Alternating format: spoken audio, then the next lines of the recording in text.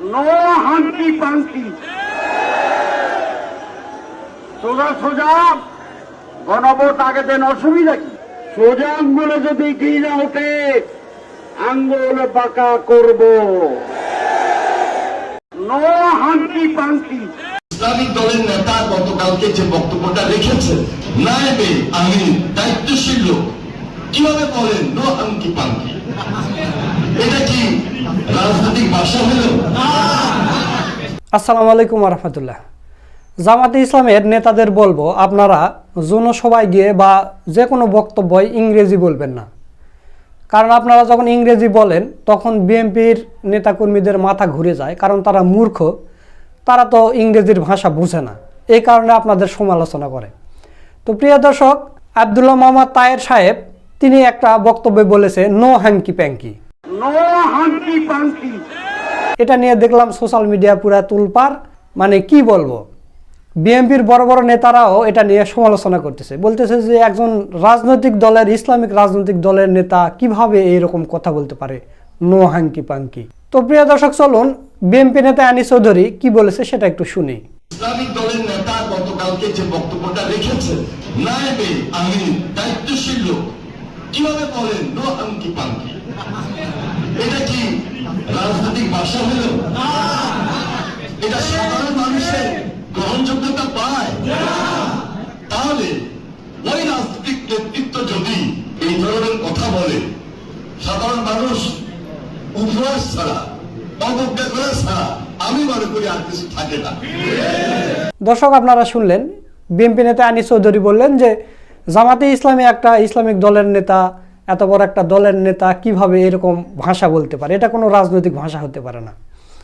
আচ্ছা, এখন আমরা জানবো যে নো হ্যাঙ্কি প্যাঙ্কি এটার অর্থ কি। তো চলুন আমরা একটা ছোট্ট ভিডিও দেখে আসি।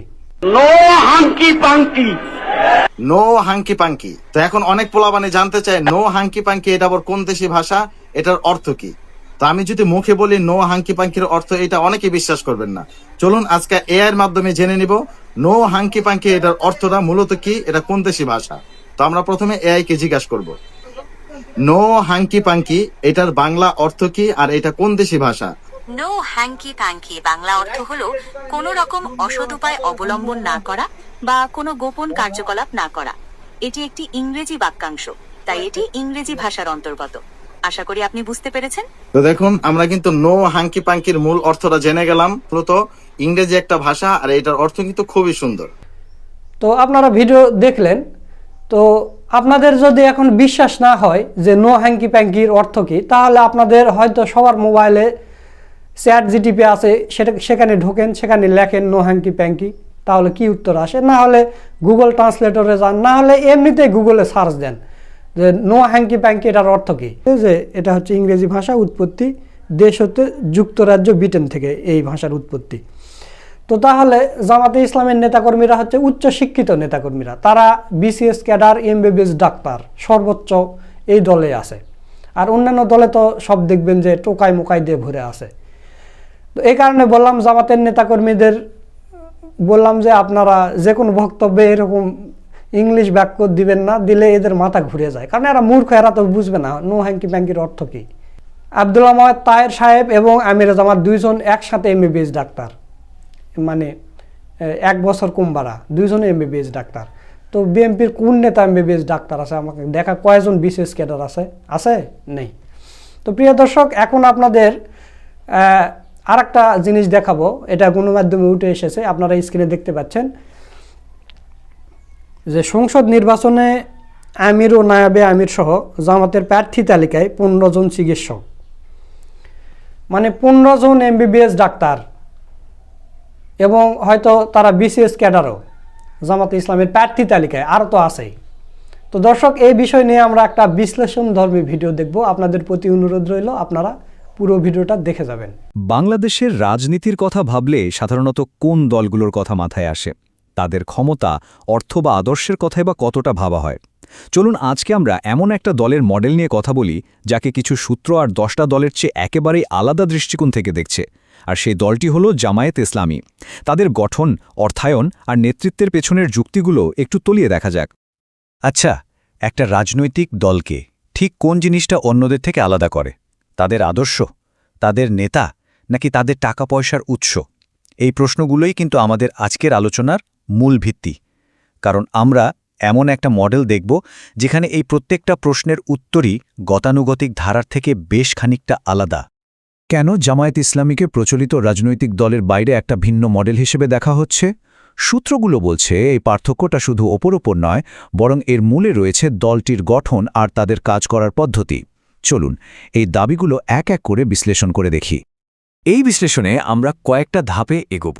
প্রথমে দেখব দলটার মডেল ঠিক কতটা আলাদা। এরপর জানার চেষ্টা করব তাদের অর্থায়ন ব্যবস্থার রহস্যটা কী। তারপর দেখব তাদের পেশাজীবী নেতৃত্ব, আরেকটা বেশ চমকপ্রদ কেস স্টাডি। আর সবশেষে বিশ্বমঞ্চে তাদের দক্ষতা যাচাই করে বোঝার চেষ্টা করব এটা কি আসলেই একটা নতুন রাজনৈতিক মডেল হতে পারে।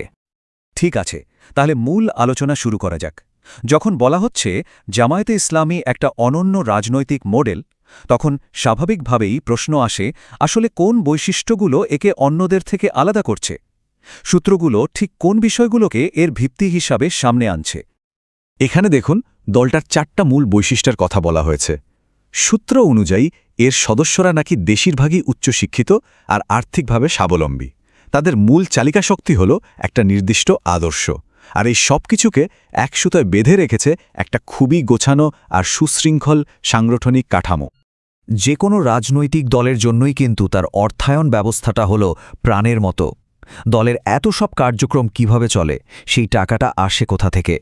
সূত্র বলছে জামায়াতে ইসলামী নাকি এই জায়গাতেই প্রচলিত রাজনীতির চেনা ছকের বাইরে হেঁটেছে। এই স্লাইডের উক্তিটা খেয়াল করুন। একজন রাজনৈতিক বিশ্লেষকের এই মন্তব্যটা, যা সূত্রে উল্লেখ করা হয়েছে, পুরো বিষয়টাকে এক লাইনে স্পষ্ট করে দেয়। এটা প্রচলিত রাজনীতির সাথে দলটির অর্থায়ন মডেলের একটা বিশাল ফারাক তুলে ধরে। তাহলে এই সিস্টেমটা ঠিক কিভাবে কাজ করে? সূত্র বলছে এটা পুরোপুরি সদস্যভিত্তিক একটা মডেল। দলের সদস্যরা, তিনি কৃষক হন বা ইঞ্জিনিয়ার, আদর্শগত বিশ্বাস থেকেই নিজেদের আয়ের একটা অংশ দলকে দেন।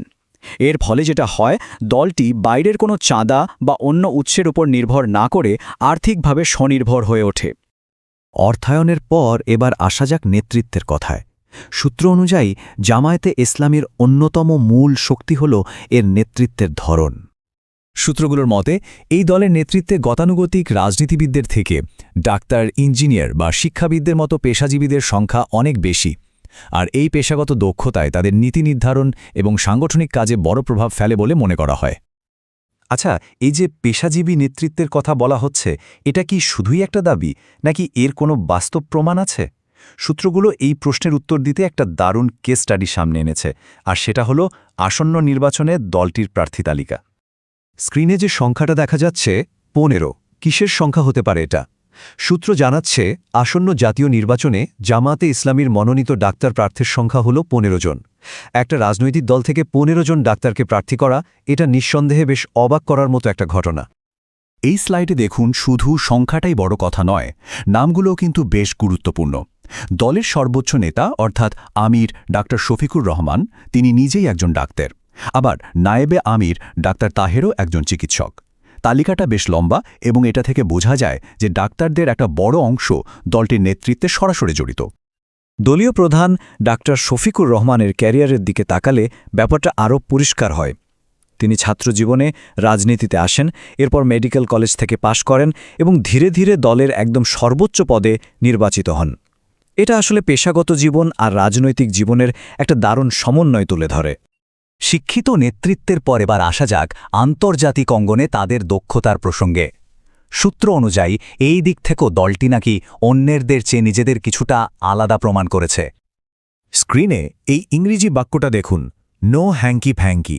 এর সহজ মানে হল কোনো রকম 2 নম্বরই বা ছল চাতুরি চলবে না। কিন্তু একটা রাজনৈতিক আলোচনার মধ্যে এই সাধারণ কথাটা হঠাৎ করে এত গুরুত্বপূর্ণ হয়ে উঠল কেন? সূত্র একটা ঘটনার কথা বলছে যেখানে দলের একজন নেতা এই বাক্যটা ব্যবহার করেন, কিন্তু তার এক রাজনৈতিক প্রতিপক্ষ এর অর্থটা ঠিক বুঝতে পারেননি। পর্যবেক্ষকরা বলছেন ঘটনাটা ছোট মনে হলেও এটা জামায়াতের নেতাদের ভাষাগত দক্ষতা আর আন্তর্জাতিক যোগাযোগের ক্ষেত্রে তাদের আত্মবিশ্বাসকে ফুটিয়ে তোলে। আরও একটা সংখ্যা 45। সূত্র দাবি করছে মাত্র 2 সপ্তাহের মধ্যে জামায়াতে ইসলামী 45টা দেশের রাষ্ট্রদূতের সাথে বৈঠক করেছে। আর সবচেয়ে অবাক করার মতো বিষয় হলো এই বৈঠকগুলোতে নাকি কোনো দোভাষীর দরকারই হয়নি। এটাকে তাদের বৈশ্বিক দৃষ্টিভঙ্গি আর কূটনৈতিক দক্ষতা প্রমাণ হিসেবেই তুলে ধরা হয়েছে। এত কিছু বিশ্লেষণের পর আমরা এখন একদম শেষের দিকে। সূত্রগুলো এই সব কিছুর ভিত্তিতে কি সিদ্ধান্তে আসছে? তারা কি সত্যি এটাকে একটা নতুন রাজনৈতিক মডেল হিসেবে দেখছে? সহজ কথায় সূত্রগুলোর মূল বক্তব্য হল, জামায়াতে ইসলামী প্রচলিত রাজনীতির বাইরে একটা বিকল্প মডেল তৈরি করেছে। তাদের মতে এই মডেলটা প্রমাণ করে যে রাজনীতি মানেই কেবল ক্ষমতা আর টাকার খেলা নয়, বরং এটা আদর্শ, শিক্ষা আর সততার উপর ভিত্তি করেও দাঁড়াতে পারে। এই পুরো আলোচনার শেষে একটা প্রশ্ন কিন্তু থেকেই যায়। একটা রাজনৈতিক দল যেটা মূলত পেশাজীবী আর একটা নির্দিষ্ট আদর্শের ওপর ভিত্তি করে গড়ে উঠেছে, সেটা কি আসলেই রাজনীতির জন্য একটা নতুন এবং টেকসই মডেল হতে পারে? এর উত্তরটা হয়তো সময় ভালো বলতে পারবে।